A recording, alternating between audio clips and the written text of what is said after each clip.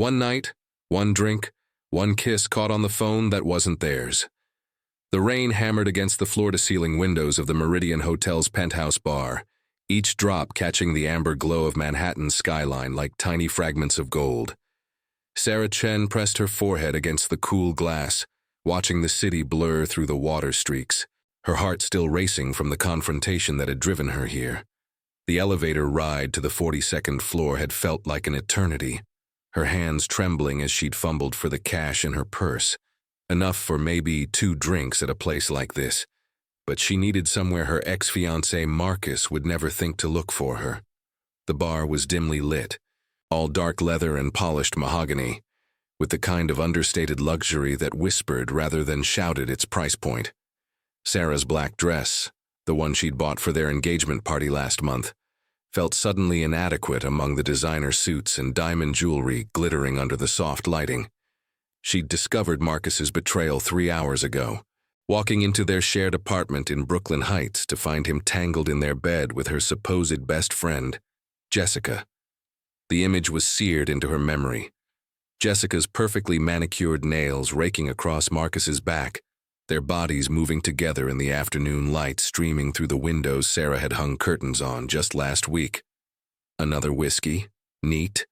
Came a deep voice from the bar stool 2 seats down from where she stood. The bartender, a silver-haired man with kind eyes, nodded and poured the amber liquid into a crystal tumbler. Sarah caught a glimpse of the man who'd ordered. Tall, broad shoulders filling out an expensive navy suit, dark hair slightly mussed as if he'd run his hands through it repeatedly.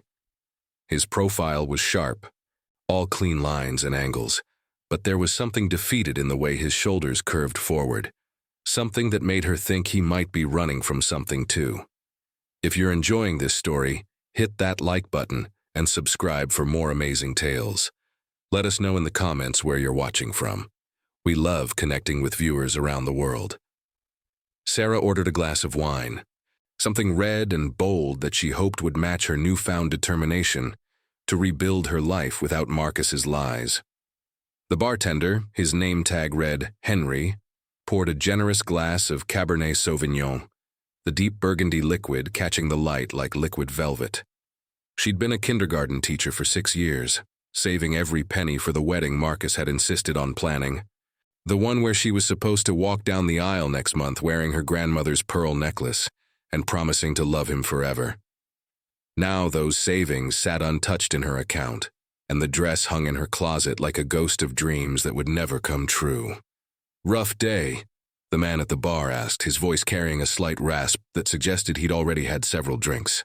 When Sarah looked over, she noticed his eyes were an unusual shade of green, like sea glass tumbled by countless waves. There was intelligence there, and pain that seemed to mirror her own. "The worst," Sarah admitted, surprised by her own honesty. She wasn't usually one to confide in strangers, but something about the anonymous atmosphere of the bar and the way the city lights blurred through the rain made her feel invisible, untethered from her normal reserved nature.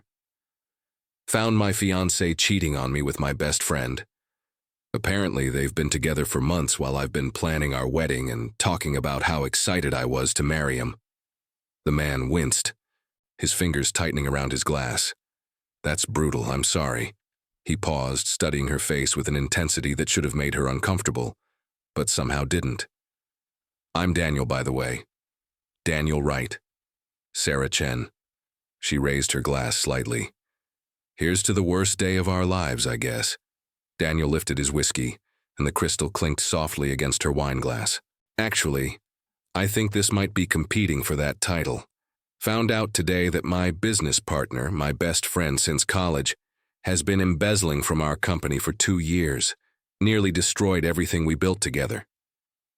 He took a long sip, his jaw tightening. 15 years of friendship, and he was stealing from me the whole time, using the money to fund some lavish lifestyle while I was working 18-hour days trying to keep us afloat during the market downturn. Sarah felt a strange kinship with this stranger, both of them betrayed by the people they'd trusted most. The rain continued its assault on the windows, creating an intimate cocoon around the bar that seemed separate from the rest of the world. Other patrons talked in hushed tones, the clink of glassware and soft jazz creating a soundtrack for heartbreak and new beginnings. "What kind of business?" she asked, genuinely curious. Daniel had the bearing of someone used to command, but there was nothing arrogant about him. His suit was impeccably tailored.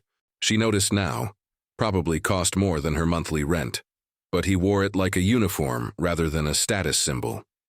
"Tech development, primarily software solutions for healthcare systems," Daniel said, swirling the whiskey in his glass. "We started in my garage in Palo Alto 15 years ago. Just two guys with an idea about making medical records more accessible to patients. Built it up to 300 employees, offices in 6 cities.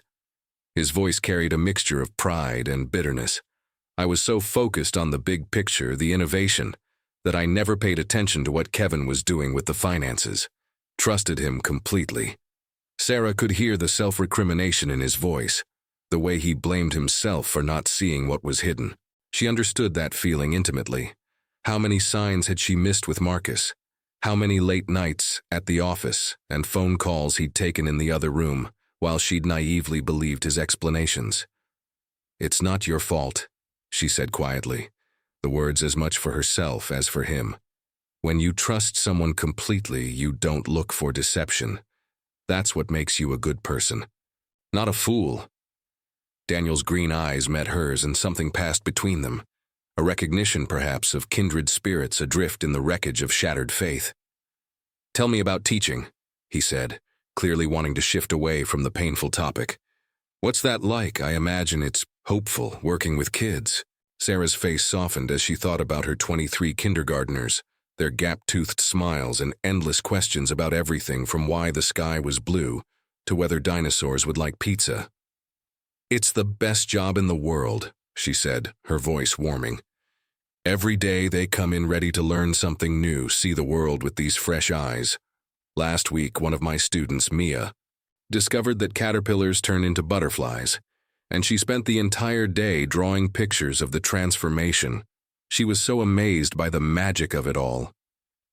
"That sounds incredible," Daniel said, and Sarah could tell he meant it.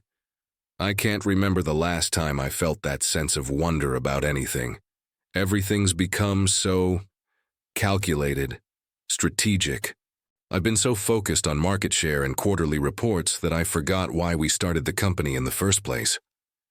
The conversation flowed easily between them, two wounded souls finding unexpected comfort in shared vulnerability.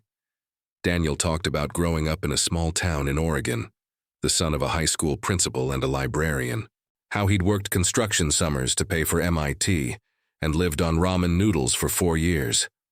Sarah shared stories about her childhood in Queens, the daughter of Chinese immigrants who'd sacrificed everything so she could get an education, how she'd chosen teaching because she wanted to give back to a community that had supported her family. Hours passed without notice, the bar slowly emptying as the rain continued its relentless percussion against the windows. Henry the bartender moved quietly around them, refilling glasses and pretending not to listen to their increasingly personal conversation. Sarah found herself laughing for the first time in months as Daniel recounted a disastrous camping trip with Kevin, where they'd forgotten tent stakes and ended up sleeping in the car while a family of raccoons raided their food supplies. So there we were, two supposedly brilliant guys who could code complex algorithms, completely defeated by basic camping equipment. Daniel chuckled, his whole face transforming when he smiled. The tension lines around his eyes smoothed out, and Sarah caught a glimpse of who he must have been before betrayal and responsibility weighed him down. Marcus never wanted to do anything spontaneous like that, Sarah said, her smile fading slightly. Everything had to be planned, scheduled, optimal. Even our relationship felt like a project he was managing, rather than something he was living.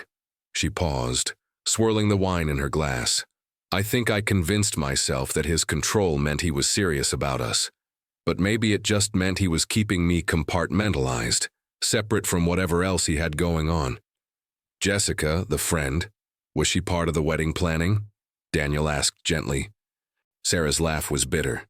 She was my maid of honor. We've been friends since college, roommates for 2 years after graduation.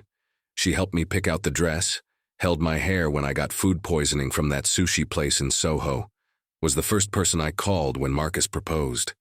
The betrayal felt fresh all over again, the way trust could turn to poison in an instant. I keep wondering when it started, you know. Was she thinking about him when she was helping me write my vows? When she threw me that engagement party last month? Daniel reached over and touched her hand briefly, just a moment of connection that somehow steadied her spiraling thoughts. His skin was warm and callous despite his obvious wealth, working hands that hadn't forgotten their origins. The worst part isn't the betrayal itself, he said quietly. It's how it makes you question everything, every memory, every moment you thought was real. Exactly. Sarah looked at him with surprise. Most people tried to comfort her with platitudes about being better off without Marcus. But Daniel understood the deeper violation. The way betrayal rewrote history made her doubt her own perceptions and instincts. The bar had grown quieter, with only a few other patrons remaining. Soft piano music drifted from the corner, where an older gentleman played jazz standards with the kind of casual mastery that came from decades of practice. The rain had softened to a gentle patter, and the city lights below created a tapestry of gold and silver against the darkness. I should probably head home, Sarah said, though she made no move to leave. Going back to the apartment meant facing the reality of what came next, packing Marcus's things, calling vendors to cancel wedding arrangements, explaining to her family why the man they'd welcomed into their circle was no longer part of their lives. "Where's home?" Daniel asked. "Brooklyn Heights, a little place overlooking the promenade." She'd loved that apartment, the way morning light streamed through the east-facing windows and illuminated the hardwood floors she'd refinished herself. Now it felt tainted, every corner holding memories of a relationship that had been built on lies. "That's a beautiful area," Daniel said. "I have a place in Tribeca, but I've been thinking about moving. Too many memories there, too." He signaled Henry for another round, even though Sarah's wine glass was still half full. "Can I ask you something? Do you think people can really change, become who they were always supposed to be?" Sarah considered the question, watching the way the amber light played across Daniel's features. There was something almost vulnerable about the way he'd asked it, as if her answer mattered more than mere conversation. "I think people reveal who they really are when they think no one's watching," she said finally. "But I also think we can choose who we want to become, especially after we've seen what we don't want to be." "That's hopeful," Daniel said softly. "Teaching kindergarten makes you an optimist," Sarah replied with a small smile. "These kids, they make mistakes, they learn, they try again. Every day is a chance to be better than yesterday. Adults just make it more complicated than it needs to be." Daniel laughed, a genuine sound that made something warm unfurl in Sarah's chest. Maybe that's the problem. We overthink everything instead of just being honest about what we want. "And what do you want?" Sarah asked, the question slipping out before she could stop it. The wine had made her bold. Or maybe it was just the strange intimacy of the evening. This unexpected connection with a stranger who understood her pain in a way that no one in her regular life could. Daniel looked at her for a long moment, his green eyes serious. "I want to build something real again, something that matters. I want to wake up in the morning excited about the day ahead, instead of dreading the weight of responsibilities that don't feel meaningful anymore." He paused, his voice dropping lower. "And I want to be with someone who sees me as more than just a solution to their problems or a stepping stone to something better." The honesty in his words hit Sarah like a physical force. She recognized the longing there, the desire for authentic connection that went beyond surface compatibility or shared goals. "That's not asking too much," she said quietly. "Isn't it, though?" Daniel's smile was rueful. "I'm 38 years old, and I've never had a relationship where I felt like someone loved me for who I am, rather than what I could provide. My ex-fiancé, Catherine, used to introduce me to her friends as Daniel Wright, CEO of Medicore Solutions, like my job title was more interesting than anything else about me." Sarah winced. Marcus used to do something similar. He'd tell people I was a teacher like it was. Quaint. Like I was playing at having a career while waiting for him to rescue me with marriage and kids. The memory stung. She'd worked so hard to build her classroom, to create an environment where every child felt valued and capable of learning. Her students' parents trusted her with their most precious treasures, and she took that responsibility seriously. But Marcus had always made it seem like teaching was just a placeholder, until she became a wife and mother. Teaching is one of the most important jobs in the world, Daniel said firmly. Those kids, they're lucky to have you. The foundation you're giving them now, that shapes everything they'll become. Sarah felt tears prick her eyes at the unexpected validation. Thank you, she whispered. I needed to hear that. They sat in comfortable silence for a while, the piano player transitioning into a slow, melancholy version of The Way You Look Tonight. Other couples in the bar moved closer together, hands entwining across small tables, but Sarah felt no awkwardness in the space between her and Daniel. There was something peaceful about sharing silence with someone who understood the weight of disappointment and the tentative hope of starting over. Can I tell you something crazy? Daniel said suddenly, his voice barely audible over the music. After the day I've had, I'm pretty sure nothing qualifies as crazy anymore, Sarah replied. Daniel turned on his bar stool to face her fully, his expression intense. I keep thinking about this moment sitting here with you, and how it's the first time in years that I've felt like myself. Not the CEO, not the guy with the company car and the corner office, just Daniel.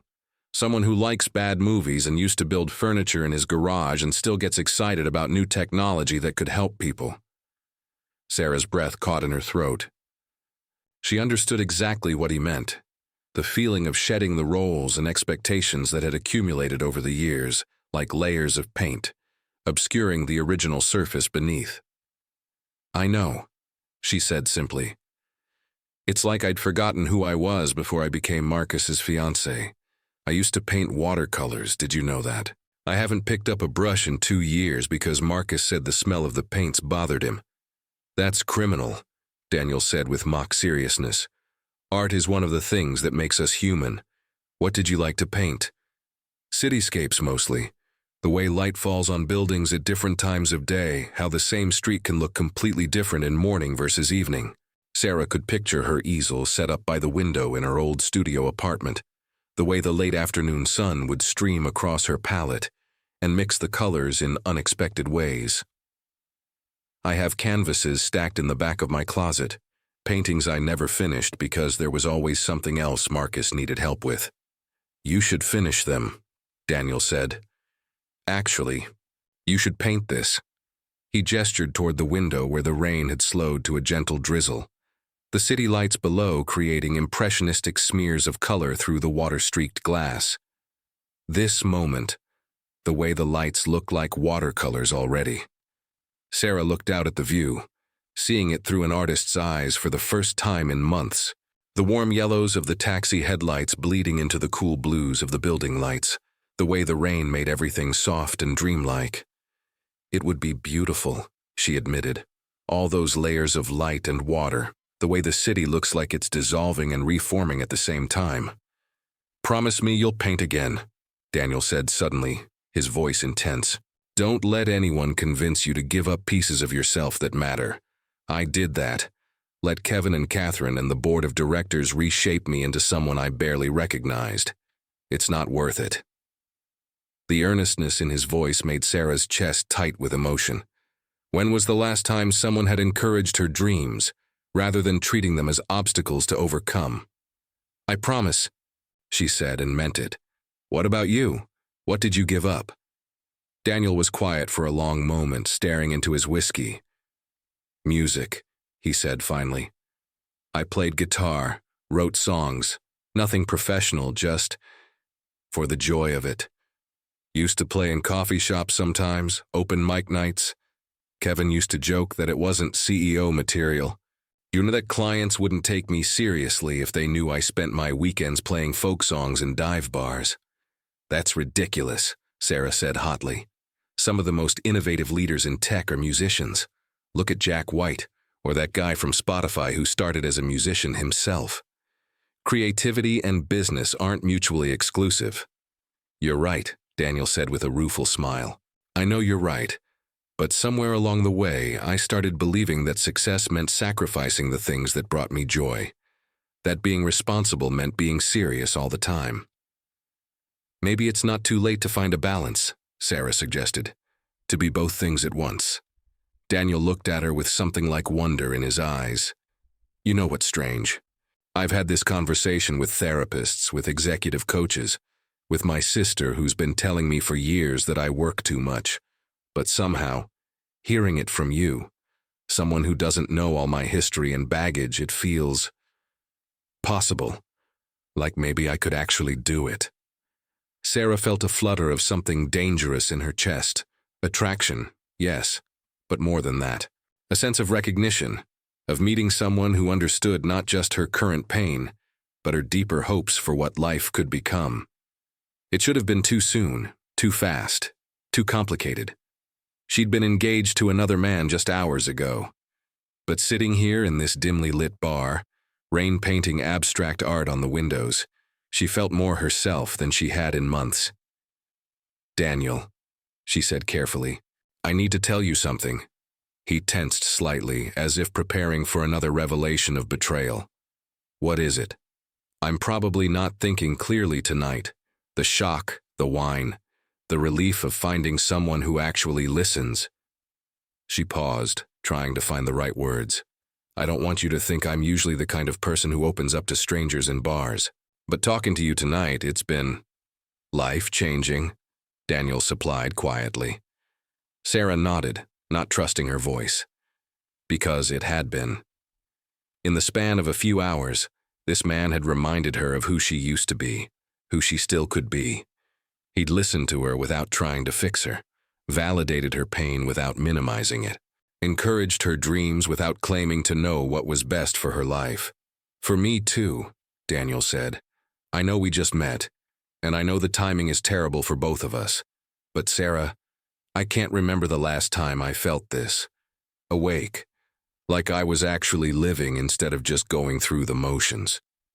The piano player finished his set, gathering his sheet music with the practiced efficiency of someone who'd done this routine countless times. The bar was nearly empty now, just Sarah and Daniel and an elderly couple sharing a bottle of champagne in a corner booth. Henry was wiping down glasses and clearly preparing to close for the evening. We should probably go, Sarah said reluctantly, though leaving this bubble of warmth and understanding felt like stepping back into a cold, harsh world. Probably, Daniel agreed, but neither of them moved. Instead, they sat there as Henry dimmed the lights and began closing out the register, as the elderly couple paid their bill and headed for the elevator. As the city settled into the quiet hours of early morning, the rain had stopped completely now, leaving the windows clear except for a few lingering droplets that caught the light like tears. Sarah, Daniel said finally, his voice rough with emotion. I know this is crazy, and I know we barely know each other, but I can't let you walk away without telling you how grateful I am for tonight.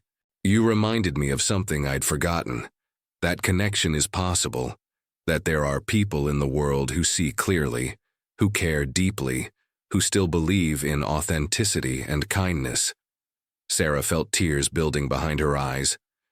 You did the same for me. I was starting to think maybe I was too naive, too trusting, that maybe Marcus was right when he said I expected too much from people, wanted fairy tale romance instead of practical partnership. There's nothing wrong with wanting both, Daniel said firmly. Practical partnership and romance, stability and passion, friendship and attraction. The right person will give you all of it, not make you choose. The simple truth of his words hit Sarah like a revelation. She'd been so conditioned to accept compromise, to be grateful for what she had, rather than hopeful for what she wanted. But Daniel was right. She deserved someone who would love all of her, not just the convenient parts. I should give you my number, she said impulsively, then immediately felt foolish. I mean, if you want it, no pressure. I'd hate to lose touch with someone who's helped me remember who I am. Daniel's face lit up with something that looked like relief mixed with joy. I was hoping you'd say that. I was trying to figure out how to ask without seeming like I was taking advantage of a vulnerable moment.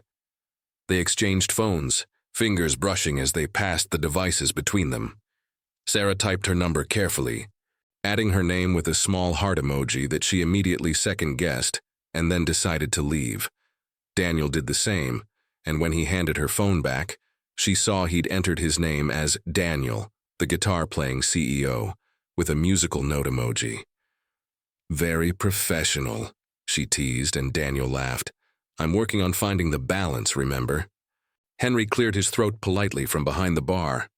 "Folks, I hate to interrupt, but we're closing up for the night." Sarah looked at her phone and gasped. It was nearly 3 in the morning. They'd been talking for over 5 hours, and it felt like minutes. "Oh my God, I'm so sorry. We completely lost track of time." "No worries at all," Henry said with a knowing smile. "Happens to the best of us. Can I call you folks a cab?" "I'll handle it," Daniel said, already pulling up a rideshare app on his phone. "Sarah, can I drop you off in Brooklyn? It's not out of the way." The offer was clearly a polite lie. Tribeca was nowhere near Brooklyn Heights. But Sarah found herself nodding anyway. The thought of ending this perfect, surreal evening alone in the back of a taxi felt impossible to bear. They rode down in the elevator together, the silence comfortable now, charged with possibility rather than awkwardness. Daniel's presence beside her felt solid and reassuring, and Sarah caught herself stealing glances at his profile in the mirrored elevator walls. He was handsome, certainly, but more than that. He carried himself with a quiet confidence that had nothing to do with arrogance and everything to do with competence and kindness. The car was waiting outside, a sleek black sedan with tinted windows that screamed executive transportation. Daniel opened the door for her, a gesture that felt natural rather than performative, and settled into the seat beside her as she gave the driver her address. "Brooklyn Heights," the driver confirmed. "Remsen Street."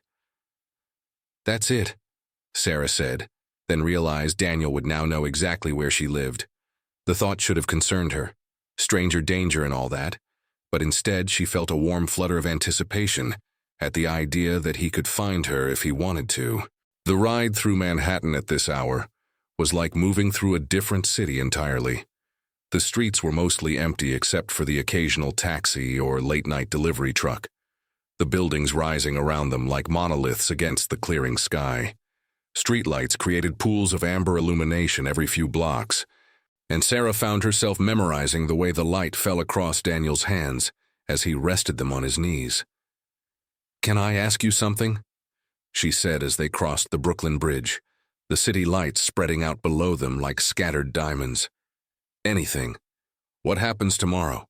I mean, I know we're both dealing with these major life upheavals, and I don't want to complicate things for you or put pressure on whatever this is." She gestured between them, at the invisible connection that had formed over the course of the evening. Daniel was quiet for a moment, watching the bridge cables flash past the window. "Honestly, I don't know. I've never been in this situation before, meeting someone under these circumstances, feeling this kind of immediate understanding." He turned to look at her, his green eyes serious in the dim light of the car. "But I know I don't want to pretend tonight didn't happen. I don't want to go back to my old life and act like I didn't meet someone who reminded me of who I want to be." Sarah felt her heart skip a beat. "So, what do you want to do?"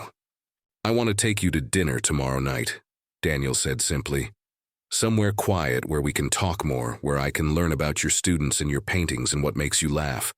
I want to show you the songs I've written and maybe take you to that coffee shop where I used to play open mic nights. I want to see if this connection we found is real, or if it was just two broken people finding comfort in shared misery." "And if it's real?" Sarah asked, her voice barely a whisper. Daniel reached over and took her hand, his fingers intertwining with hers in a gesture that felt both innocent and incredibly intimate. "Then I want to see where it goes. Slowly, carefully, with no pressure and no expectations beyond enjoying each other's company and seeing what develops naturally." Sarah squeezed his hand, marveling at how perfectly their fingers fit together. "I'd like that," she said. "More than I probably should, considering I was supposed to be married in 3 weeks." "We'll cancel the wedding," Daniel said matter-of-factly. Send back the gifts, eat the cake ourselves, and count it as a blessing that you found out who Marcus really was before you legally tied yourself to him. The casual way he said "will" made Sarah's chest tight with emotion. She'd been dreading all the practical details of untangling her life from Marcus's, but somehow Daniel's assumption that she wouldn't have to handle it alone made the whole prospect seem less overwhelming. They'd reached Brooklyn Heights, the tree-lined streets quiet and residential after the urban energy of Manhattan. Sarah's building was a converted brownstone with flower boxes on the fire escapes and a small garden courtyard that the landlord had filled with fairy lights and potted herbs. It was charming and cozy, the kind of place that felt like home rather than just a place to sleep. "This is beautiful," Daniel said as the car pulled up to the curb. "Very you somehow." Sarah looked at him curiously. "You think you know what's very me after one evening?" "I think you're someone who creates beauty wherever you go," Daniel said seriously. "Who notices details and cares about making spaces warm and welcoming. I bet your classroom is the kind of place kids never want to leave." He was exactly right, and the accuracy of his observation sent a little thrill through her. Her classroom was covered in student artwork and cozy reading nooks, with plants on every windowsill and soft lamps that created pools of warm light during story time. She'd spent her own money on rugs and cushions and the kind of supplies that made learning feel like play. "You're very perceptive," she said softly. "Only about things that matter," Daniel replied. The car idled at the curb as they sat there, neither wanting to break the spell of the evening. Sarah could see her apartment windows on the third floor, dark and waiting, and suddenly the thought of walking into that space alone felt unbearable. Not because she was afraid of solitude, but because the evening had been so perfect, so full of connection and possibility, that returning to the reality of her disrupted life felt like waking up from a beautiful dream. "Daniel," she said impulsively, then stopped, unsure of what she'd been about to say. "What is it?" Sarah took a deep breath, feeling bold and reckless and more alive than she had in months. "Would you like to come up for coffee? Just coffee," she added quickly. Tonight has been amazing, but I'm not ready for anything physical. I just don't want it to end yet." Daniel's smile was soft and understanding. "I'd love some coffee. And Sarah, you don't have to explain or justify what you're ready for. We'll take things at whatever pace feels right for you." They paid the driver and walked up the steps to Sarah's building together, her key shaking slightly in the lock. The hallway was dimly lit and smelled faintly of the lavender sachets her elderly neighbor Mrs. Patterson left by everyone's door, a gesture of community kindness that had always made Sarah smile.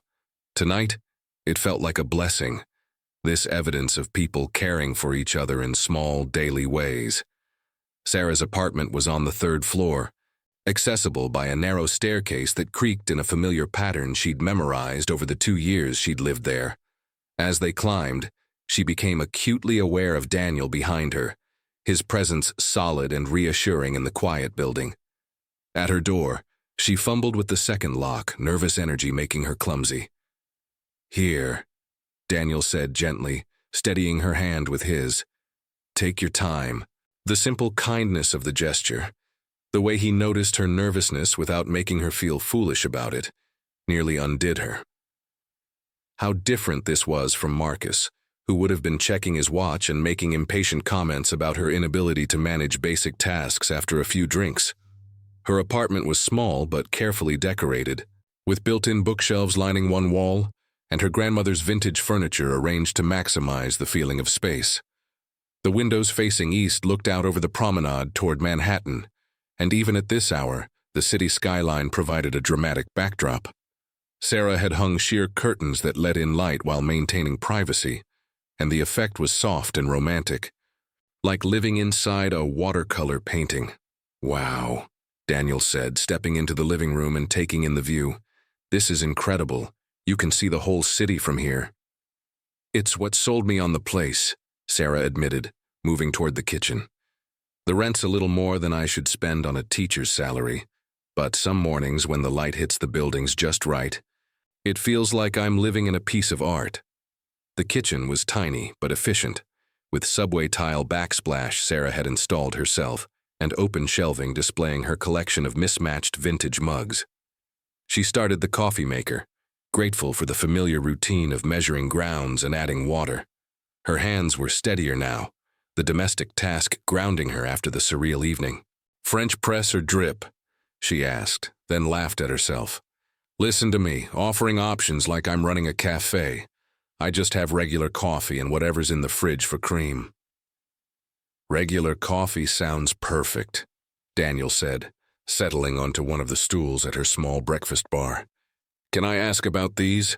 He gestured to a series of small framed photographs arranged on a floating shelf. Images of her students engaged in various activities, their faces bright with concentration and joy. Sarah's expression softened as she looked at the pictures. "That's my class from last year.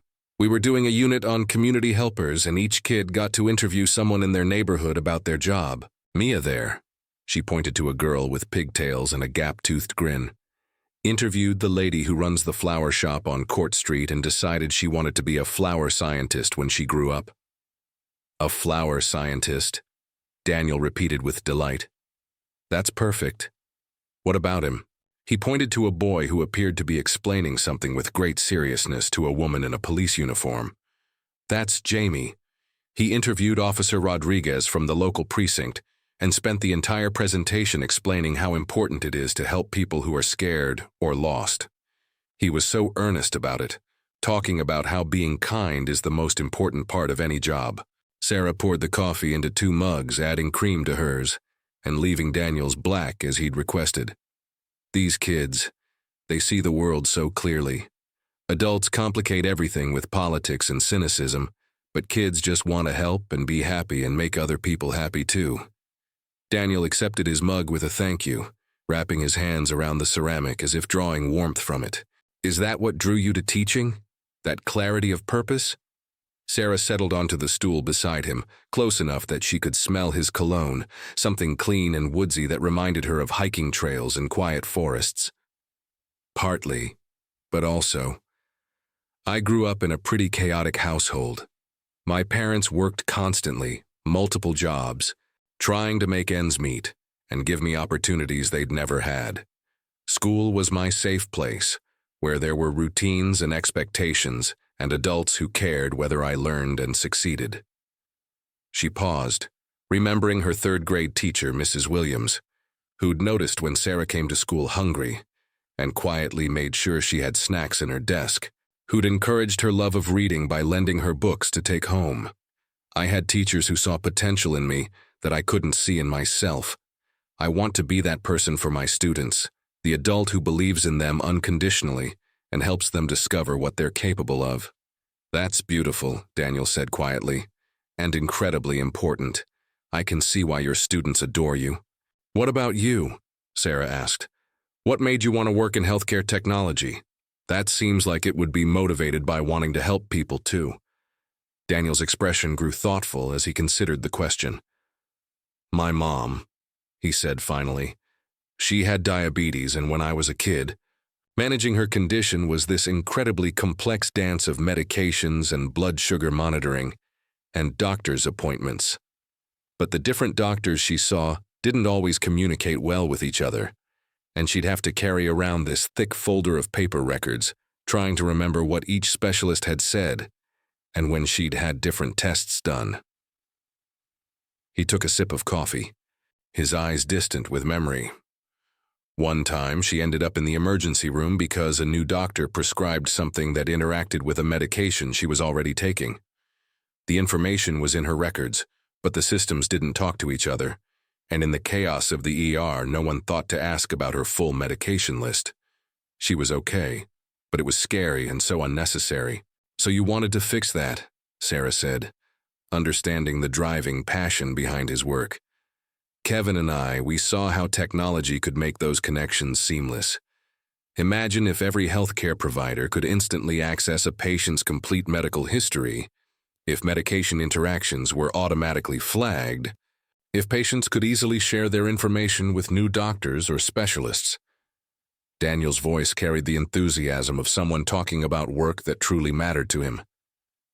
We weren't just building software. We were potentially saving lives, improving outcomes, making healthcare more human by removing the technological barriers that got in the way of good care. Sarah felt a deep admiration for this man who'd chosen to use his considerable talents in service of something meaningful. That's incredible. Your mom must be so proud of what you've built. Daniel's expression shifted, pain flickering across his features. She passed away 5 years ago. Complications from the diabetes, actually.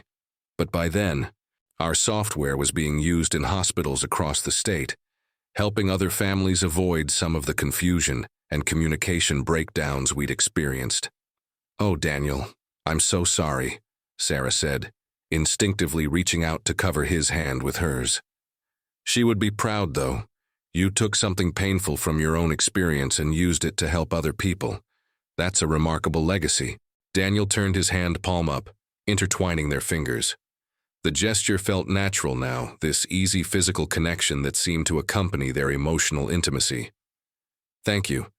It helps to think about it that way. Some days, especially lately with all the business stress, I lose sight of the actual purpose behind what we do. It becomes just numbers and projections and market analysis. Maybe that's part of what needs to change," Sarah suggested gently.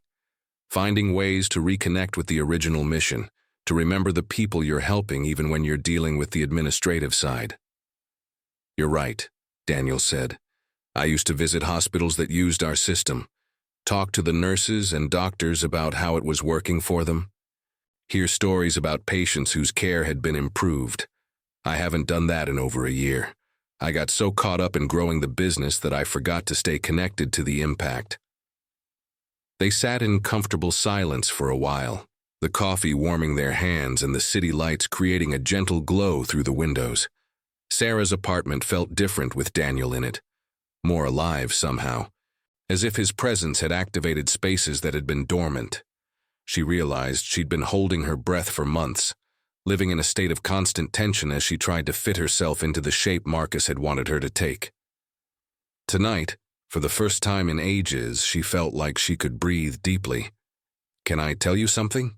she said, setting down her mug and turning to face him more fully. "Always.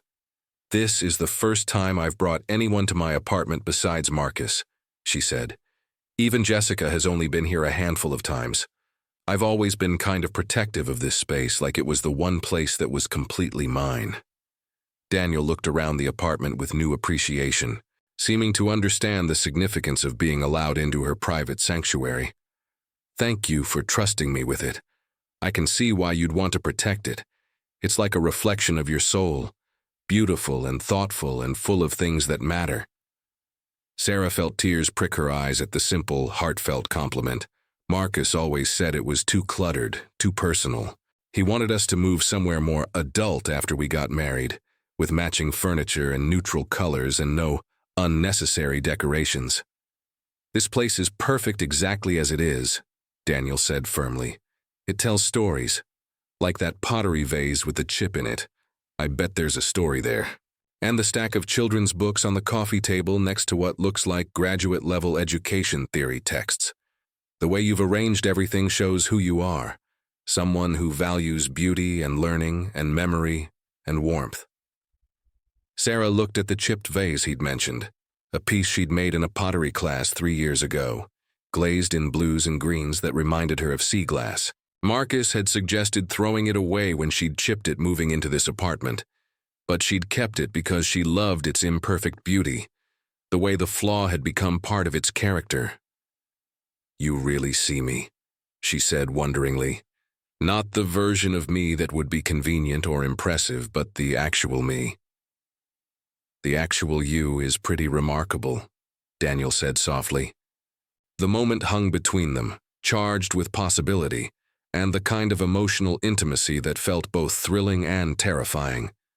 Sarah was acutely aware of how close they were sitting, the way Daniel's eyes seemed to hold flecks of gold in addition to the green she'd noticed earlier, the way his presence made her apartment feel like a different place entirely, not a refuge from the world, but a launching pad for new adventures.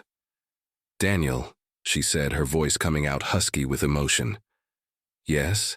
I know this is crazy timing, and I know we should probably take things slow and be sensible about all of this. But she paused, gathering courage. I really want to kiss you right now. Daniel's breath caught, his eyes searching her face. Sarah, are you sure? I mean, yes. God, yes. I want that too. But I don't want you to regret anything tomorrow when you've had time to process everything that's happened. I won't regret it, Sarah said with more certainty than she'd felt about anything in months. This whole evening has been about remembering who I am, what I want, what I deserve. And right now, what I want is to kiss someone who sees me clearly and likes what he sees. Daniel set down his coffee mug and turned to face her fully, his hands coming up to frame her face with a tenderness that made her heart race. Are you absolutely sure? Instead of answering with words, Sarah leaned forward, closing the distance between them. Their lips met in a kiss that started soft and questioning, but quickly deepened as they both gave in to the connection that had been building all evening. Daniel tasted like coffee and possibility, and Sarah felt herself melting into the warmth of his touch, the way his hands threaded through her hair with such careful reverence. The kiss lasted long enough for the rest of the world to fade away, for Sarah to forget about Marcus and Jessica, and canceled weddings and broken trust. In this moment, there was only Daniel's mouth on hers, the solid warmth of his body, the way kissing him felt like coming home to a place she'd never been before. When they finally broke apart, both breathing heavily, Daniel rested his forehead against hers. That was perfect, Sarah finished, her voice barely a whisper. That was absolutely perfect. They stayed like that for a while, faces close together, breathing the same air and marveling at the electricity that seemed to arc between them. Sarah could feel Daniel's heartbeat where her hand rested on his chest, could see the way her kiss had left his hair slightly mussed, and his eyes bright with wonder.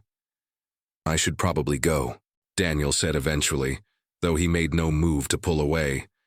Not because I want to, but because I want to do this right. I want to take you on proper dates and learn everything about you and build something real together, not just get swept away by the intensity of everything we're both feeling tonight. Sarah felt a flutter of panic at the thought of him leaving, of waking up tomorrow and wondering if this magical evening had actually happened. But underneath the panic was a deeper appreciation for his thoughtfulness, his desire to protect what they were building rather than rushing into something that might burn bright and fast but not last. You're right, she said reluctantly. As much as I want you to stay, you're absolutely right. I want to do this right too. Daniel kissed her forehead gently, a gesture so tender it nearly undid all her good intentions. Can I pick you up tomorrow at 7? For that dinner I mentioned? I'd love that, Sarah said, then remembered something important. But I should probably warn you. Tomorrow's going to be messy. I need to call Marcus, officially end things. Start dealing with the practical stuff. It might not be the most romantic lead-up to a first date. Then let me help, Daniel said simply. Not with the Marcus conversation. That's something you need to handle yourself. But the other stuff, the vendors and the venue and whatever else needs to be sorted out, you don't have to do that alone. I know you're perfectly capable of handling it yourself, he added quickly, but if you want the support, I'm here. Sarah felt her chest tighten with gratitude and something deeper, the recognition that this man was offering not just romance but partnership, not just passion but practical support when she needed it most. Thank you, she whispered. That means more than you know. Daniel stood reluctantly, and Sarah walked him to the door, neither of them wanting to break the intimate bubble they'd created. At the threshold, he turned back to face her, his expression serious. Sarah, I need you to know something. What happened tonight? Meeting you, connecting with you the way we did, it's not just about both of us being in vulnerable places. You're remarkable. You're kind and intelligent and passionate and beautiful, and any man who would choose someone else over you is an absolute fool who doesn't deserve a moment of your regret. The fierce certainty in his voice, the way he looked at her like she was something precious and rare, nearly brought tears to her eyes. "Thank you," she said. "I needed to hear that. I'll keep telling you until you believe it completely," Daniel promised, then leaned down to kiss her one more time, soft and sweet and full of promise. After he left, Sarah stood at her window watching his car disappear into the early morning traffic, her fingers touching her lips where she could still taste him. The apartment felt different now, not empty, but full of potential, charged with the memory of his presence and the anticipation of seeing him again. She should have been exhausted. It was nearly 5 in the morning, and she had a full day of difficult conversations ahead of her. Instead, she felt energized, alive with possibility in a way she hadn't experienced in years. She made herself another cup of coffee and stood at the window, watching the sun begin to rise over Manhattan, painting the sky in soft pastels that reminded her of her abandoned watercolors. For the first time since she'd discovered Marcus's betrayal, Sarah felt genuinely grateful for the painful revelation that had shattered her old life. Without it, she never would have ended up in that hotel bar, never would have met Daniel, never would have remembered who she was beneath all the compromises and accommodations she'd made, trying to be the woman Marcus wanted. As the city woke up around her, Sarah began to plan her day. The difficult phone call to Marcus, the conversations with vendors, the process of untangling a shared life. But underneath the practical concerns, she felt a deep well of excitement about the evening ahead, about the possibility of building something real and honest and beautiful with someone who saw her clearly and loved what he saw. She thought about Daniel's promise to help her paint again, about his own abandoned music, about the ways they could support each other in reclaiming the pieces of themselves they'd sacrificed in previous relationships. This felt different from anything she'd experienced before, not the desperate need to be rescued or completed by someone else, but the joyful recognition of an equal partner, someone who would encourage her growth rather than trying to shape her into something more convenient. Sarah pulled out her phone and scrolled to Daniel's number, studying the contact information they'd exchanged just hours earlier. On impulse, she typed a quick message. "Thank you for the most perfect evening. Can't wait to see you tonight. P.S. I'm going to start painting again today."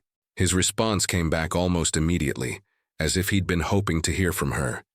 "Thank you for reminding me who I want to be. I'm going to dig out my guitar today.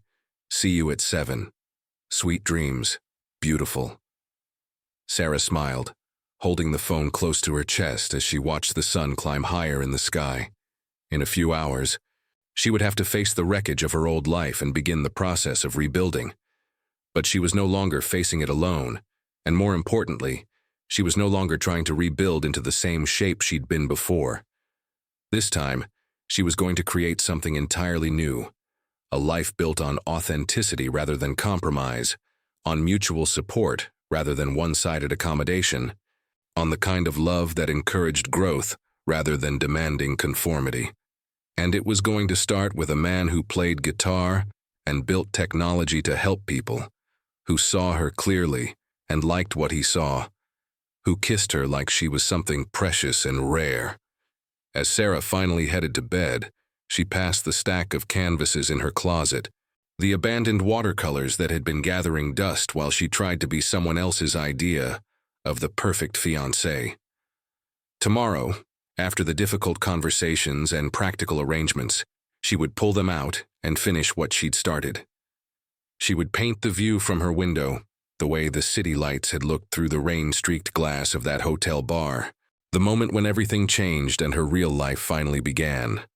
The morning sun streamed through her bedroom windows as Sarah fell asleep, still tasting Daniel's kiss on her lips and dreaming of watercolors that captured the precise shade of hope she'd found in a stranger's green eyes.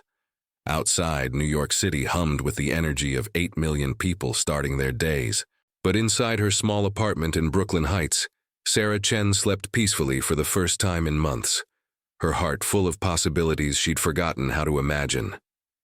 When she woke 6 hours later, sunlight flooding her bedroom and the sounds of Saturday morning traffic filtering through her windows, the first thing Sarah did was reach for her phone. Daniel had sent another message while she slept. "Just wanted you to know I haven't stopped smiling since I left your apartment. Whatever today brings, remember that you're remarkable and you deserve everything beautiful that's coming your way." Sarah smiled, her heart lifting with the kind of joy she'd almost forgotten was possible. Today would bring difficult conversations and practical challenges, but it would also bring the chance to reclaim her life, her art, and her dreams. And tonight, it would bring Daniel, a man who encouraged her to be herself rather than asking her to be someone else, who saw her potential rather than her flaws, who kissed her like she was the answer to questions he hadn't known he was asking. She got out of bed and walked to her easel, still set up in the corner of her bedroom where morning light would hit it perfectly for painting. She'd avoided this corner for months, but now she approached it with excitement rather than guilt. Today, she would paint. Today, she would call Marcus and officially end their engagement. Today, she would begin the process of building a life that was authentically hers. And tonight, she would see Daniel again, and they would continue the conversation that had started in a hotel bar during a rainstorm and felt like it could last forever. The phone rang at exactly 10 a.m., Marcus's name appearing on the screen like a ghost from her former life. Sarah had been expecting the call. He would have come home to find her clothes missing from their shared closet, her toiletries gone from the bathroom counter, the engagement ring sitting on the kitchen table beside a note that simply said, "We need to talk. I'll call you today." "Sarah, what the hell is going on?" Marcus's voice was sharp with irritation, not hurt or concern, and Sarah found herself analyzing his tone with the clarity that distance and new perspective provided. Even now, faced with clear evidence that their relationship was ending, his first instinct was anger at the inconvenience rather than worry about her well-being. "I saw you, Marcus," Sarah said quietly, settling into the chair by her window with a cup of coffee. "Yesterday afternoon. You and Jessica."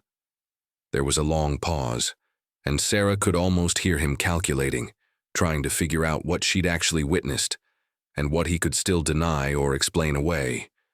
The fact that he didn't immediately respond with shock or confusion told her everything she needed to know about his guilt and the deliberate nature of his betrayal.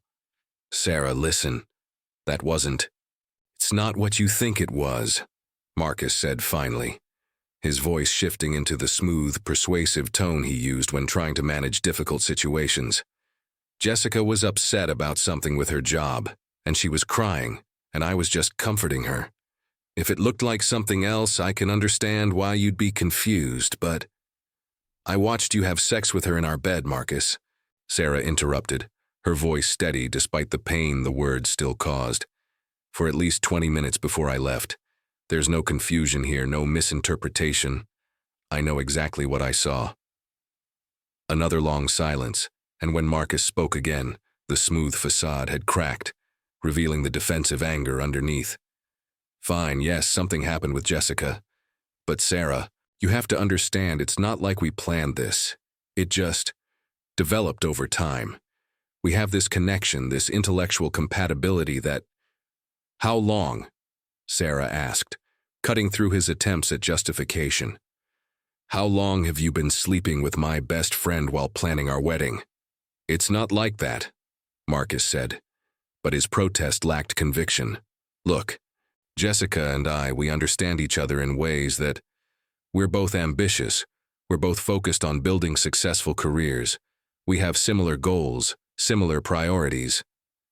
Sarah felt a strange sense of relief at his words, the final confirmation that she'd been right to trust her instincts about their fundamental incompatibility. "Unlike me, you mean? Unlike someone who's just a kindergarten teacher with unrealistic expectations about love and marriage." "I didn't say that," Marcus protested, but they both knew he'd said exactly that, many times, in many different ways. "Sarah, you're a good person, but we want different things from life. Jessica understands the demands of my career, the networking, the travel, the long hours. She doesn't expect me to be someone I'm not." The irony was breathtaking. Sarah had spent 2 years trying to be someone she wasn't for him, sacrificing her art and her independence and her authentic self to fit into his vision of the perfect corporate wife. But apparently, Jessica, ambitious, career-focused Jessica, was the one who didn't expect him to change. You're right, Sarah said, surprising him with her agreement. We do want different things from life. I want a partner who encourages my dreams rather than dismissing them. I want someone who sees my work as valuable and meaningful, not just a cute hobby I'll give up when we have kids.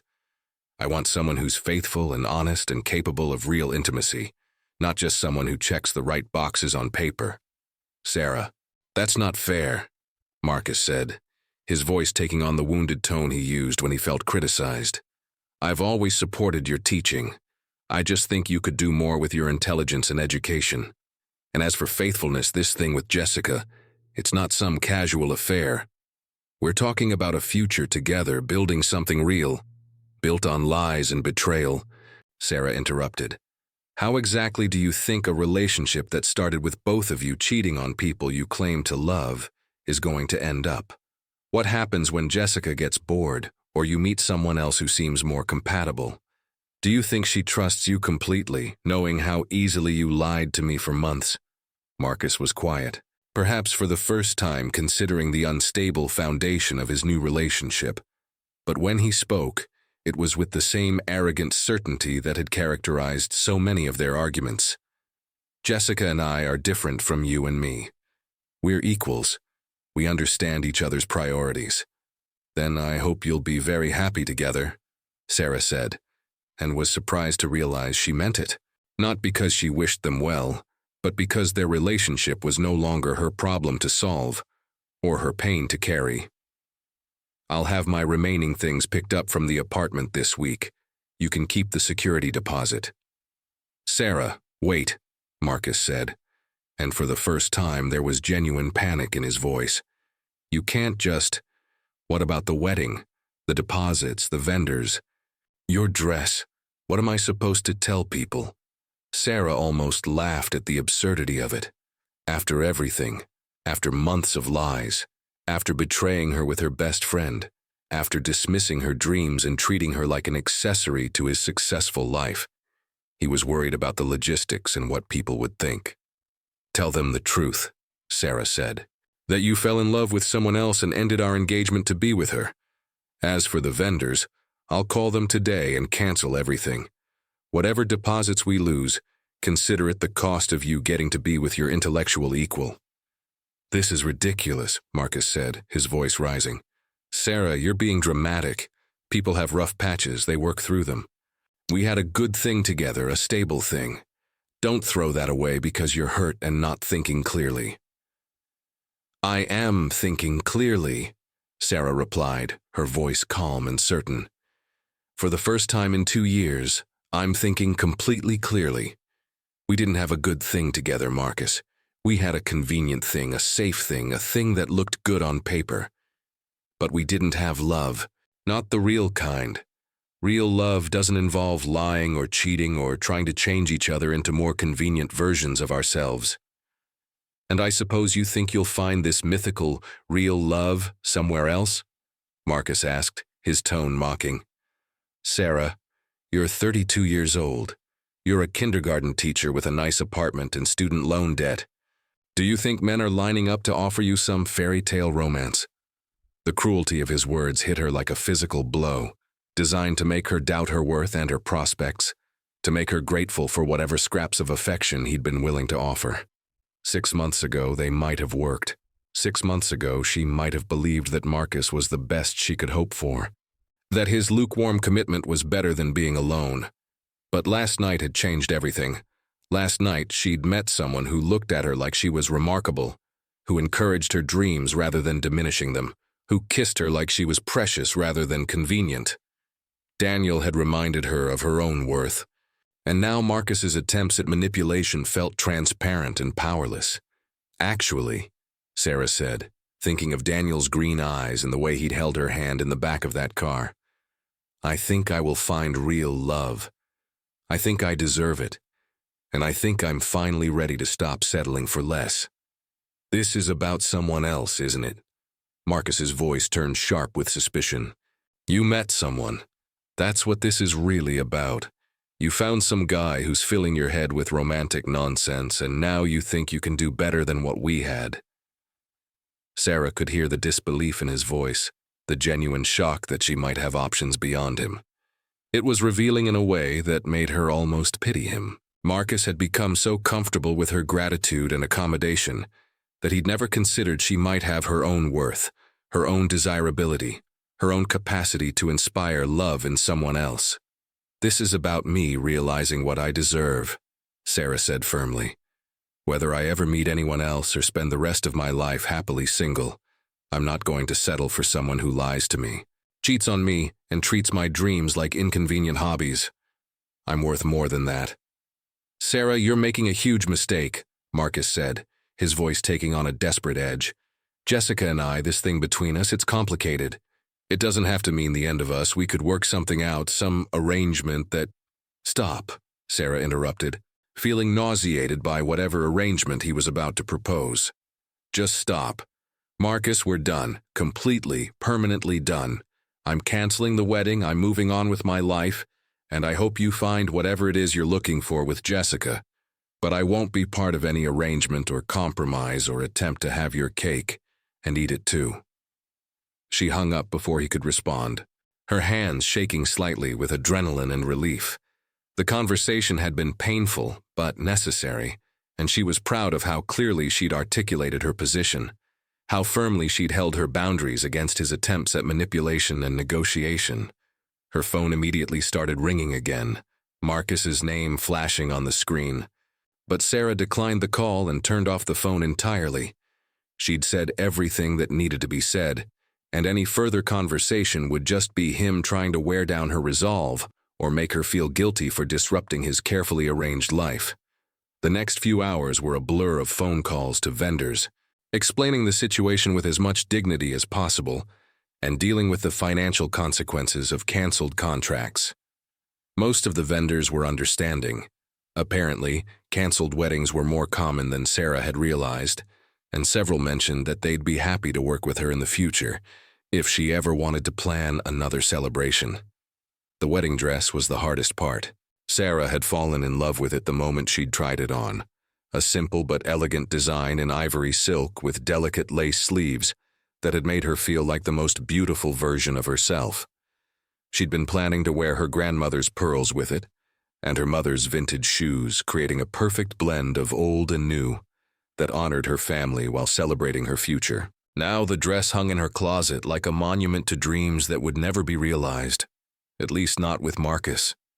The store had a strict no-return policy on special orders, but the manager, a kind woman named Elena, who remembered Sarah's excitement during the fittings, offered to consign the dress and help her recoup some of the cost.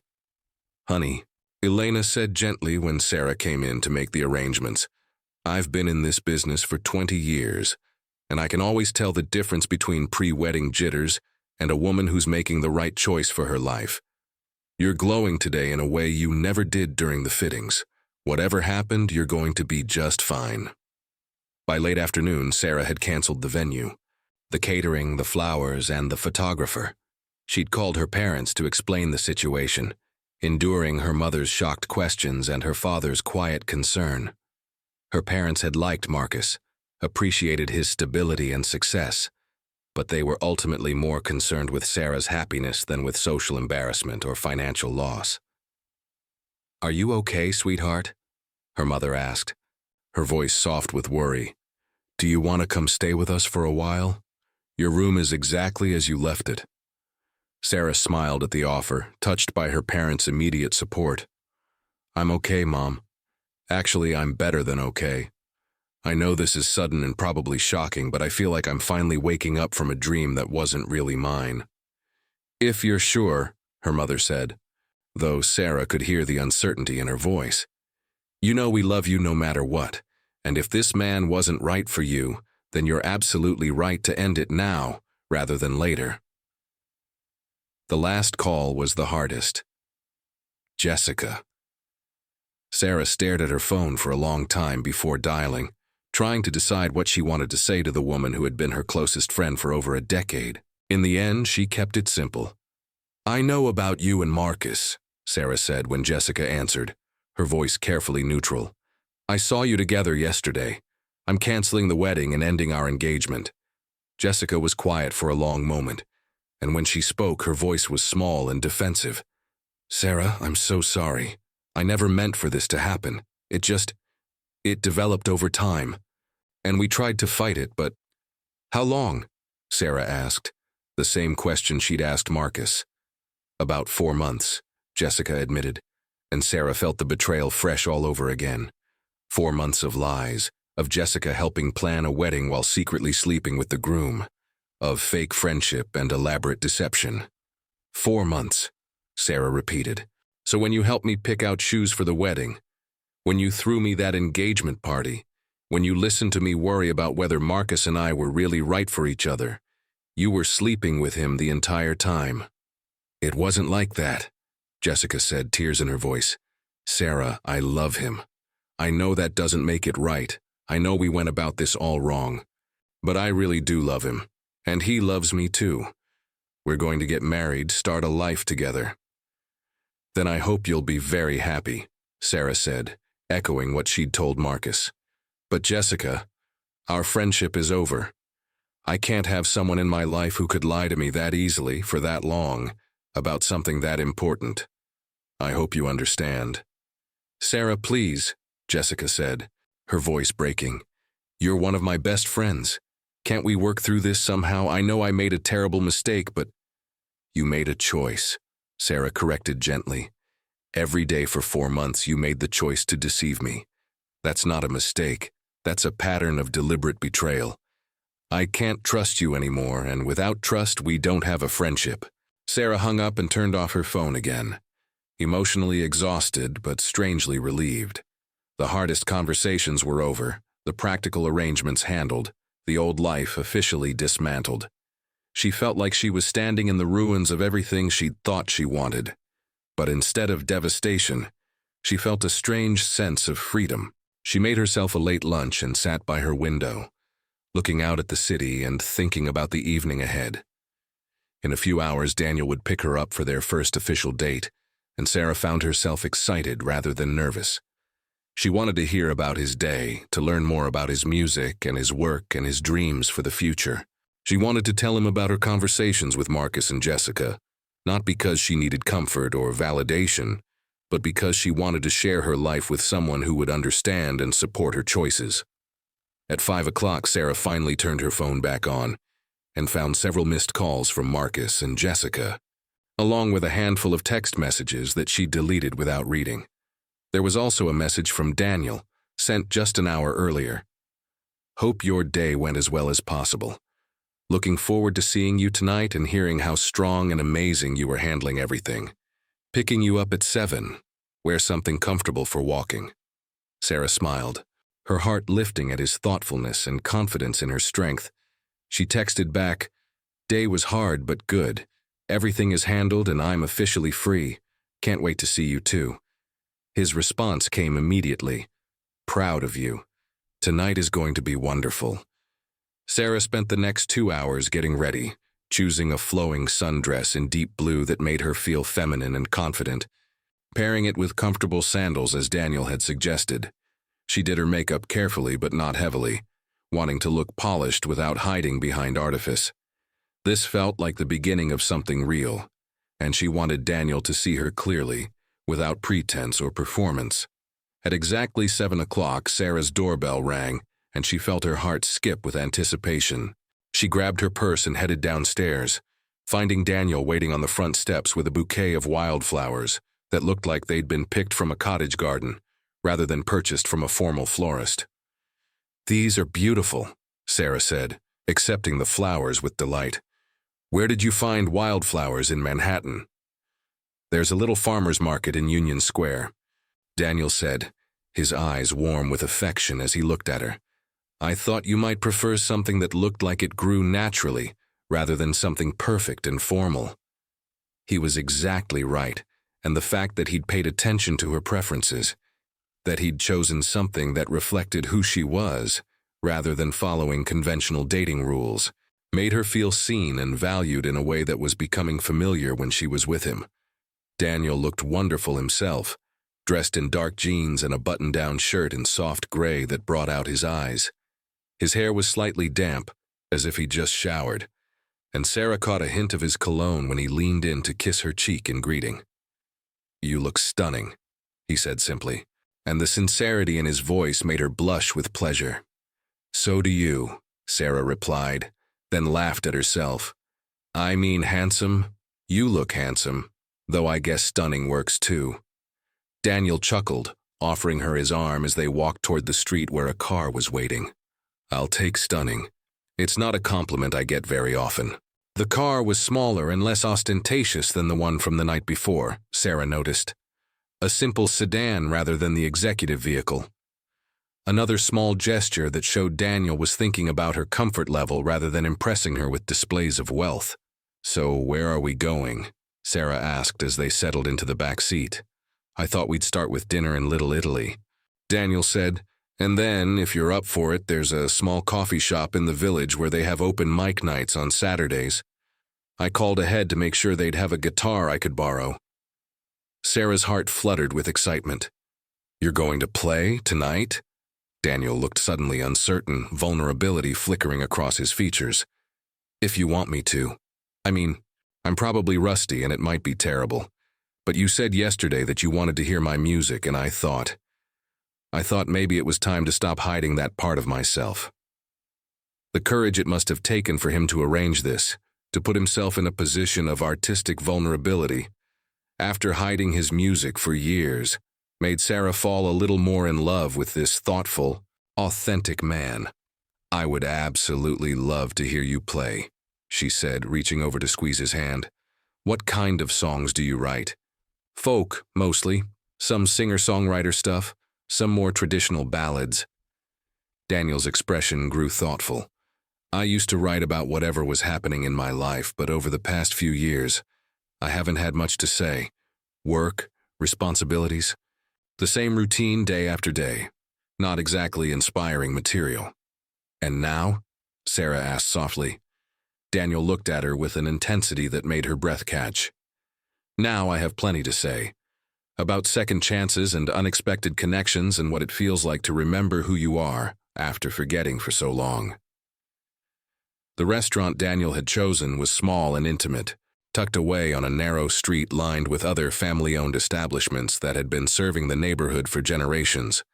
The owner, a robust Italian man named Giuseppe, greeted Daniel warmly and led them to a corner table with a red-checkered tablecloth and a single candle flickering in a wine bottle. "Giuseppe and his family have been running this place since 1952, Daniel explained as they settled into their seats. "His grandmother's recipes, wine from his cousin's vineyard in Tuscany, the kind of place where they remember your order and ask about your family." Sarah looked around at the photographs covering the walls. Decades of family celebrations, regular customers, and community events that had taken place in this warm, welcoming space. It was the antithesis of the trendy, expensive restaurants Marcus had preferred. Places where the atmosphere was more important than the food, and being seen was more important than being comfortable. "This is perfect," Sarah said, meaning it completely. "It feels like home." Giuseppe returned with a bottle of wine, a Chianti that he assured them was perfect for young love, and regaled them with stories about his grandmother while they studied the menu. Sarah found herself relaxing completely for the first time in months, charmed by the family atmosphere, and the way Daniel seemed completely at ease in this unpretentious setting. Over plates of homemade pasta and Giuseppe's famous tiramisu, Sarah and Daniel talked about everything and nothing. Daniel told her about his childhood in Oregon, growing up in a small town where his parents were pillars of the community and everyone knew each other's business. Sarah shared stories about her students, about the immigrant community in Queens where she'd grown up, about the way teaching had shaped her understanding of resilience and hope. "Your parents sound wonderful," Daniel said, twirling linguine around his fork with the casual skill of someone who'd clearly eaten many meals in Italian restaurants. "What do they think about the wedding being canceled?" Sarah paused, considering how to answer. "They're worried about me, of course, but they're supportive. My parents sacrificed a lot to give me opportunities they never had, but they've never pressured me to make choices based on what looked good on paper, rather than what made me happy. They want me to find love, real love, not just security disguised as romance. Smart people, Daniel said approvingly. What about your extended family? Are you close to them? Sarah smiled, thinking of her large, boisterous extended family with their strong opinions and unwavering loyalty. Very close. My cousins are going to have a field day with this. They never really warmed up to Marcus. Too formal, they said. Too concerned with impressing people instead of connecting with them. Sounds like your cousins are good judges of character, Daniel observed. They are. They're also going to love you, Sarah said, then blushed at the implication of her words. I mean, if they ever meet you, which they probably will if this. She gestured between them, flustered by her own assumption about where their relationship was heading. Daniel reached across the table and took her hand, his thumb tracing gentle circles on her palm. Sarah, I hope they do meet me. I hope I get to meet your parents and your cousins and your students and everyone else who's important to you. I want to be part of your life, not just a romantic subplot to it. The simple honesty of his words, the way he talked about integration rather than possession, made Sarah's heart race with possibility. Marcus had always treated her family and friends as obligations to be managed, rather than relationships to be celebrated. The idea of being with someone who actually wanted to know and be known by the people she loved felt revolutionary. Tell me about your family, Sarah said, wanting to know everything about this man who seemed too good to be true. Daniel's expression grew warm with affection. My dad is still the high school principal in our town, and my mom runs the local library. They've been married for 42 years, and they still hold hands when they walk down the street. They're the kind of couple that makes everyone believe in lasting love. That's beautiful, Sarah said, feeling a pang of longing for that kind of enduring partnership. Do you see them often? Not as often as I should, Daniel admitted with a rueful smile. Work has consumed so much of my life that I've let relationships slide. My sister Rachel lives about an hour from them with her husband and 3 kids, and she's constantly sending me pictures of family gatherings I've missed because of some conference or product launch that seemed urgent at the time. Sarah heard the regret in his voice, the recognition of priorities that had been out of balance. Is that something you want to change? Absolutely, Daniel said firmly. I want to be the kind of person who shows up for family dinners and birthday parties and school plays. I want to be present in my relationships instead of always thinking about the next project or deadline. He paused, his eyes meeting hers. I want to be worthy of someone like you, someone who understands that success means nothing if you don't have people to share it with. Giuseppe appeared at their table with 2 small glasses of limoncello, declaring it essential for proper digestion and refusing to accept payment for the gesture. As they sipped the sweet, tart liqueur, Sarah felt a deep sense of contentment settling over her. This was what a date should feel like. Easy conversation, genuine connection, the comfortable intimacy of 2 people discovering they fit together naturally. Ready for the next part of our adventure? Daniel asked as they finished their drinks and prepared to leave. I'm ready for anything, Sarah replied, and was surprised to realize she meant it completely. 6 months ago, the idea of going to an open mic night with a man she'd met less than 24 hours earlier would have seemed reckless and irresponsible. But with Daniel, everything felt right, safe, full of possibility rather than danger. The coffee shop was a short walk through winding village streets lined with historic brownstones and tiny boutiques still open despite the late hour. The evening was warm and soft, with a gentle breeze that carried the scent of jasmine from window boxes, and the distant sound of street musicians playing jazz in nearby Washington Square Park. I love this neighborhood, Sarah said as they walked, her hand naturally finding Daniel's as they navigated the narrow sidewalks. It feels like a small town in the middle of the city. That's exactly why I chose it for tonight, Daniel replied, squeezing her hand gently. I wanted somewhere that felt intimate and personal, where we could be ourselves without any pretense or performance. The coffee shop was exactly what Sarah had hoped for. A small, dimly lit space with mismatched furniture, local art covering the walls, and the kind of relaxed atmosphere that encouraged creativity and conversation. A small stage had been set up in one corner, where a young woman was finishing a haunting acoustic song about lost love and new beginnings. Daniel found them a small table near the back, where they could watch the performers while still maintaining some privacy for conversation. The crowd was diverse and supportive, applauding warmly for each act regardless of skill level, creating an environment where artistic vulnerability was celebrated rather than judged. "Are you nervous?" Sarah asked as Daniel signed up for a slot on the performer list. "Terrified," Daniel admitted with a rueful smile, "but also excited.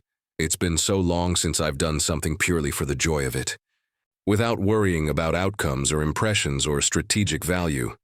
It feels liberating." They watched several other acts, a poetry reading about urban isolation, a blues guitarist with decades of experience etched in every note, a young couple harmonizing on indie folk covers, while sipping coffee and sharing a slice of homemade apple pie that tasted like childhood and comfort. When the host called Daniel's name, Sarah felt her heart skip with anticipation and pride. Daniel kissed her forehead quickly before walking to the stage, where he picked up the house guitar and tested the tuning with the practiced movements of someone who'd done this countless times before. "Good evening," Daniel said into the microphone, his voice carrying clearly through the intimate space. "I'm Daniel, and I haven't played in public in about 5 years, but I met someone recently who reminded me that hiding parts of yourself doesn't make you more professional. It just makes you less human. So this is for Sarah, who's helping me remember who I used to be and who I want to become."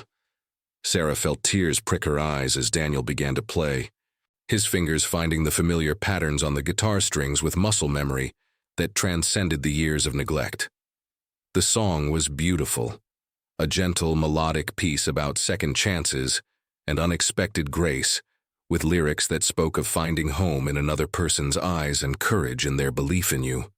His voice was warm and slightly rough around the edges, carrying the kind of emotional honesty that made every word feel personal and true. Sarah watched him perform, seeing a side of Daniel that was completely unguarded, vulnerable in the way that only artists could be when sharing their innermost thoughts with strangers. The coffee shop fell completely silent as Daniel played, the audience drawn into the intimacy of the moment. When he finished, the applause was enthusiastic and sustained, but Daniel's eyes were only for Sarah, seeking her reaction with the nervousness of someone who'd just revealed his soul. Sarah wiped away tears she hadn't realized were falling and mouthed "beautiful" to him, her heart so full of love and pride that she could barely contain it.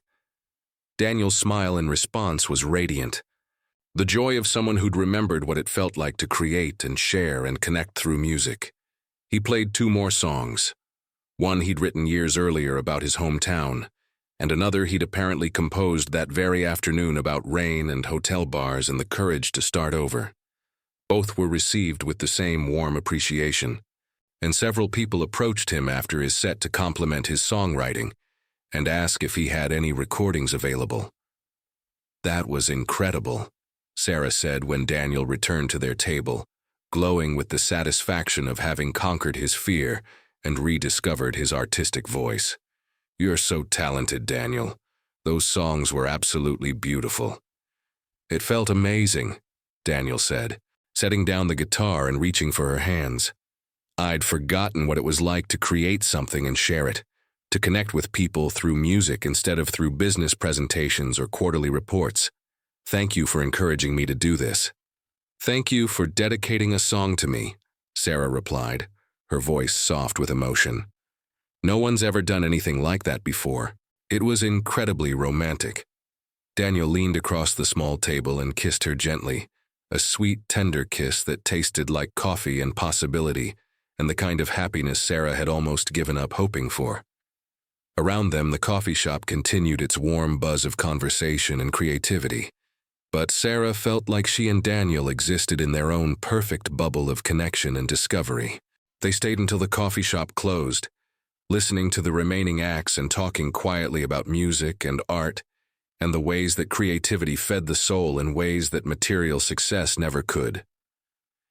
Daniel talked about his plans to start playing again regularly, maybe even writing new songs inspired by the changes happening in his life. Sarah shared her excitement about returning to painting, about the canvases waiting in her closet, and the images already forming in her mind.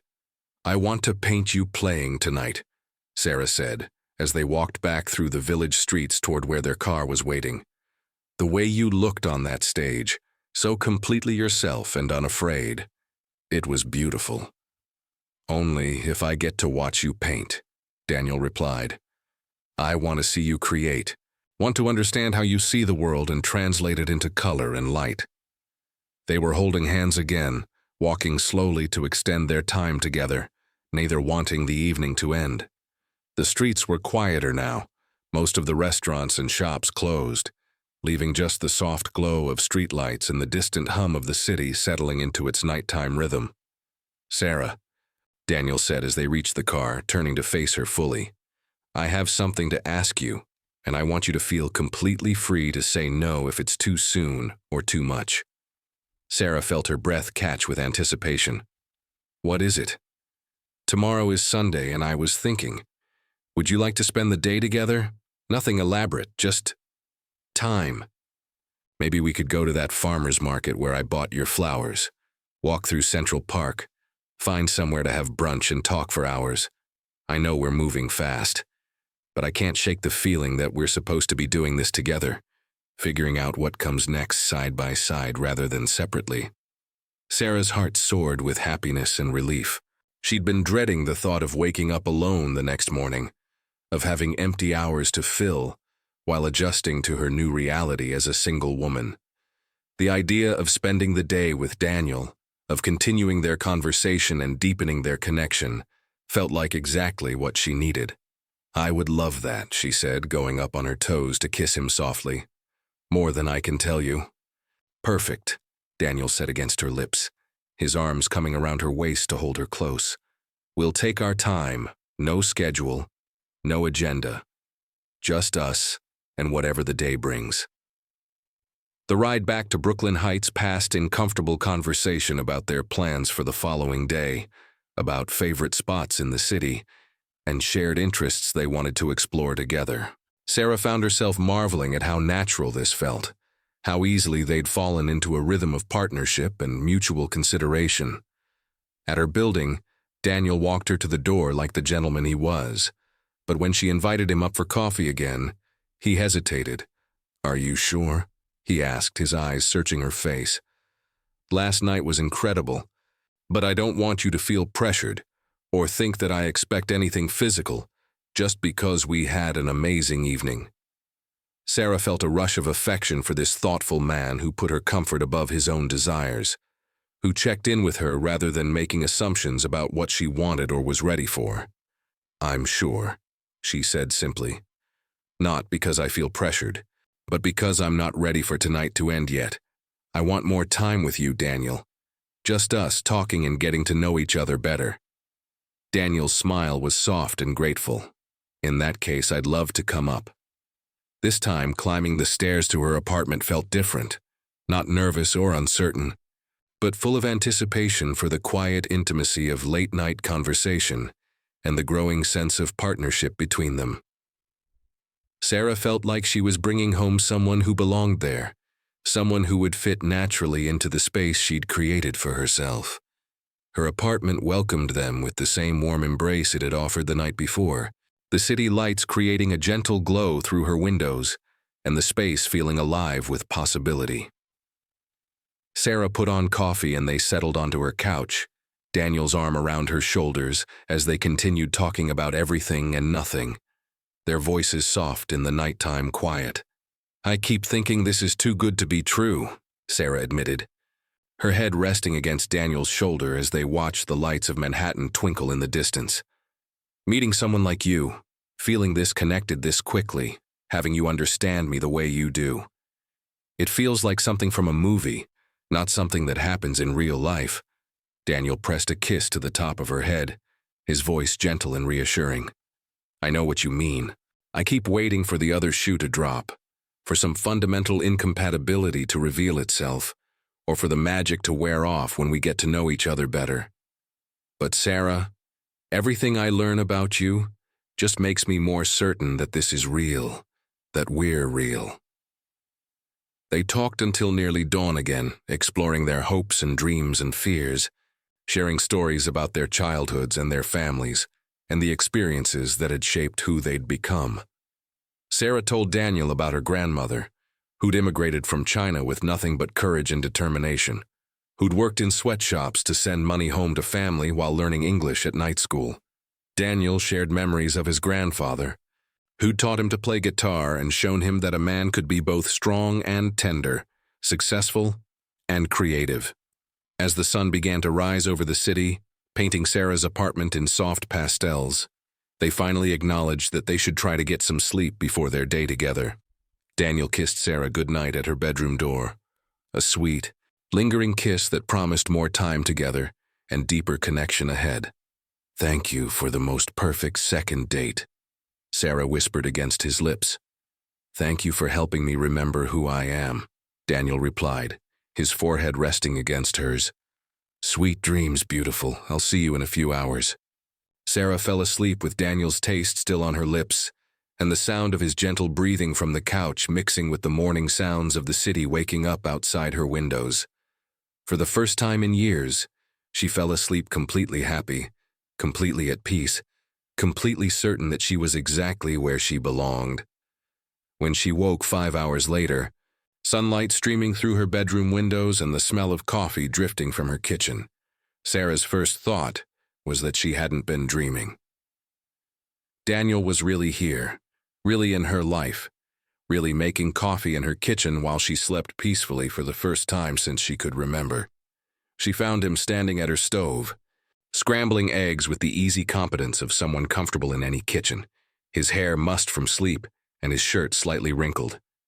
He looked domestic and wonderful, and Sarah felt her heart skip at the sight of him moving through her space like he belonged there. "Good morning," Daniel said, looking up from the pan with a smile that made her feel like sunshine. "I hope you don't mind that I raided your refrigerator. I wanted to make you breakfast." "I don't mind at all," Sarah said, going up on her toes to kiss him good morning. "This is perfect. You're perfect." They ate breakfast by her windows, planning their day and marveling at how natural it felt to wake up together, to share the quiet intimacy of morning conversation and comfortable silence. Outside, New York City hummed with Sunday morning energy. Families heading to brunch, couples walking dogs in the park, the gentle rhythm of a city taking its time. "Ready for our adventure?" Daniel asked as they finished eating, his hand finding hers across the small table. "Ready for anything," Sarah replied, and knew that she meant it completely. With Daniel beside her, she felt capable of handling whatever came next, capable of building a new life, of pursuing her dreams, of opening her heart to the kind of love she'd almost stopped believing in. They spent the day exactly as Daniel had suggested, wandering through farmers' markets and parks, talking for hours over leisurely brunch, discovering shared interests and complementary differences that made their connection feel both exciting and stable. With every hour that passed, Sarah felt more certain that what they were building together was real, lasting, worth the courage it took to trust again after betrayal. As evening approached and they sat on a bench in Central Park watching the sunset paint the sky in brilliant oranges and pinks, Sarah realized that her life had completely changed in the span of 48 hours. 2 days ago, she'd been engaged to a man who'd been systematically destroying her sense of self while betraying her trust. Now she was free, authentic, and falling in love with someone who saw her clearly and loved what he saw. "Daniel," she said, taking his hand as they watched darkness settle over the city they both loved. "I need you to know something." "What's that?" "I'm falling in love with you," Sarah said simply, the words feeling as natural as breathing. "I know it's fast, and I know it's complicated, but I need you to know that this isn't just gratitude or rebound or the relief of being free from Marcus. This is real love, the kind I've been hoping for my entire life." Daniel turned to face her fully, his green eyes bright with emotion in the gathering darkness. "Sarah Chen," he said, his voice rough with feeling, "I am completely, utterly, hopelessly in love with you too.